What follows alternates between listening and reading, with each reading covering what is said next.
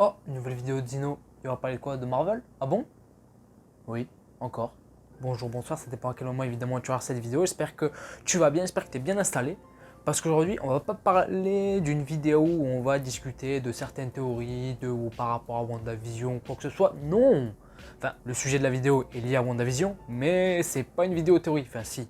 Enfin, j'en sais rien, bref, on verra. Alors, dans cette vidéo, je vais un peu expliquer ce qu'est le Sword au sein du MCU, en tout cas pour l'instant, puisqu'on sait peu de choses sur eux, mais suffisamment pour que je théorise et fasse. Donc oui, effectivement, c'est une vidéo théorie, mais pas sur les mêmes choses qu'on pouvait s'attendre.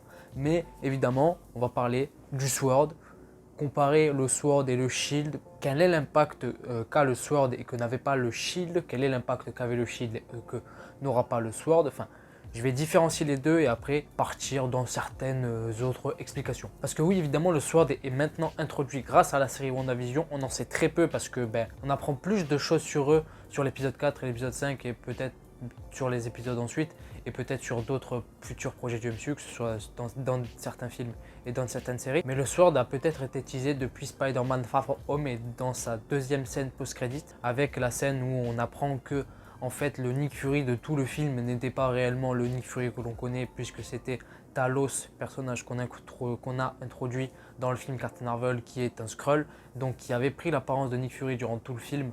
Alors depuis quand est-ce que Talos a pris l'apparence de Nick Fury? Ça, on n'en sait rien du tout. Mais on s'aperçoit qu'en fait, le vrai Nick Fury est dans l'espace, dans une grosse base où il y a des Skrulls et tout ça.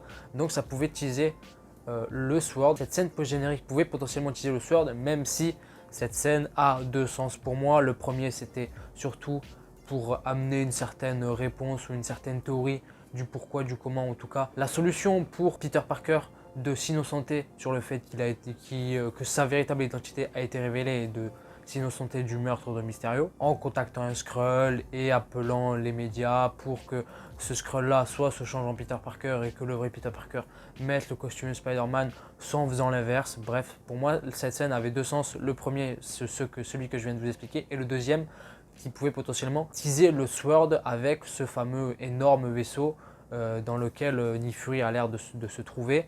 Mais je pense pas qu'au final ça teasait le Sword, parce que dans l'épisode 4, on voit à un moment donné où Jimmy Woo écrit toutes les questions qui se posent par rapport à l'anomalie de Westview sur un tableau. Et dans le coin à gauche, on peut distinguer le mot Skrull.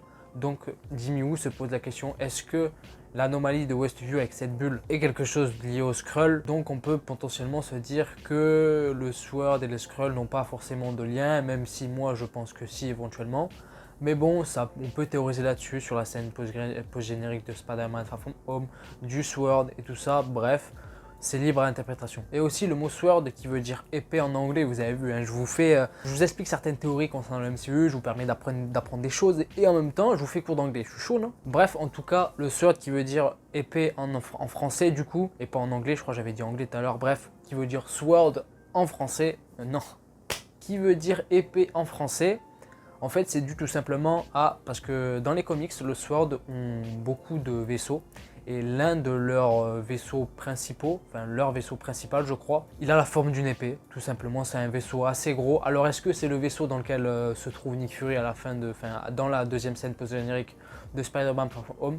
Ça peut être une supposition, on n'en sait rien. En tout cas, voilà, c'est de là que vient le mot Sword. Et après aussi, le Sword est un acronyme. Alors je ne connais pas ce que veut dire précisément le SWORD, mais comme le SHIELD est l'acronyme de stratégique, habileté, intervention, exécution, logistique, défensive, c'est la dernière fois que je dis ça parce que c'est beaucoup trop long. Mais voilà, le SWORD est aussi un acronyme de quelque chose. Alors apparemment, l'acronyme est assez différent de celui des comics. C'est ce qu'a révélé, je crois, la créatrice de la série WandaVision. Mais en tout cas, c'est aussi un acronyme du coup. Bref, et maintenant on va passer à la comparaison. Je vais vous expliquer les différences avec le Shield et ce que pourrait éventuellement amener le Sword dans le futur de MCU, dans les futurs projets tels que les films et les séries. Alors, pour commencer, je vais parler du Shield, hein, évidemment. pour parler des différences. Le Shield, c'est une organisation qui est là depuis le début du MCU, notamment avec la petite apparition de Nick Fury dans la première scène, je crois il n'y en a qu'une seule, ouais, il n'y en a qu'une seule scène post-générique d'Iron Man, avec sa petite apparition qui est méga classe avec Samuel Jackson, il était fait pour ce rôle. Bref, le Shield est une organisation qui est là depuis le début du MCU, et le Shield avait un peu une fonction beaucoup plus politique et géopolitique, notamment, enfin c'est ce qu'on voit dans le film Captain America Winter Soldier, l'un des meilleurs films du MCU d'ailleurs, où on apprend en fait que le SHIELD était un service de renseignement du gouvernement, donc était surtout centré majoritairement sur la politique, la géopolitique, le gouvernement, tout ça, bref, vous avez capté les trucs chiants quoi. Et d'ailleurs, Captain America Winter Soldier, c'est le dernier film où on entend parler du SHIELD entre guillemets, puisque c'est dans ce film-là où le SHIELD est dissous à cause de l'Hydra, parce que l'Hydra a gangréné le SHIELD depuis des années et qu'il faut le détruire, et pour détruire l'Hydra, il faut à la fois détruire Hydra et détruire le Shield. C'est pour ça que le Shield a été dissous et que on n'a plus entendu parler du Shield, je crois, depuis ce film-là, je crois. Et pour parler des différences avec le Sword, comme on a vu dans la série WandaVision, surtout avec l'épisode 4 et l'épisode 5, surtout l'épisode 4, on voit que le Sword a une fonction beaucoup plus liée à l'aérospatial, à l'espace, aux visites d'autres planètes et tout ça, avec les astronautes et tout ce genre de choses. Alors c'est une grosse porte d'entrée pour les 4 Fantastiques. Vraiment, c'est une énorme porte d'entrée pour les 4 Fantastiques. Mais ça, j'en parlerai peut-être dans une prochaine vidéo qui arrivera dans les semaines à venir, pourquoi pas. Donc voilà, le Sword a beaucoup plus une fonction liée à l'espace, à l'aérospatial, comme je l'ai déjà dit. Et ce qui pourrait éventuellement amener dans le MCU le fait que les humains, du coup le Sword et tout ça, agrandissent leurs connaissances liées à l'espace, aux visites de planètes, aux visites de planètes, à la rencontre de races aliens ou je ne sais quoi. Et du coup, c'est vraiment une très grosse porte d'entrée pour les 4 Fantastiques, notamment une phrase que dit Tyler Hayward qui est du coup le directeur intérimaire actuellement dans la série WandaVision pour l'instant du Sword. Le Sword qui a été créé par Maria Rambeau, personnage qu'on qu'on aperçoit une seule fois dans le MCU, c'était dans le film Captain Marvel. Elle était la meilleure amie de Carol Danvers et du coup la mère de Monica Rambeau, personnage qu'on voit dans Captain Marvel petite et qu'on revoit dans WandaVision étant grande, qui a un gros rôle dans la série. Bref, voilà, le Sword pourra amener aussi l'exploration de nouvelles planètes, de découvrir de nouvelles races aliens et tout ça, d'étendre un peu la connaissance humaine liée à l'espace et tout ça. Ce serait hyper, ça fait combien de fois j'ai dit hyper, j'en sais rien, bref, ce serait hyper intéressant. Et voilà, je pense que je vous ai tout dit, je vous ai un peu dit les différences avec le Shield, ce que pourrait éventuellement amener le Sword dans le futur du MCU. C'était très bref, mais en même temps on en sait très peu sur cette organisation pour l'instant.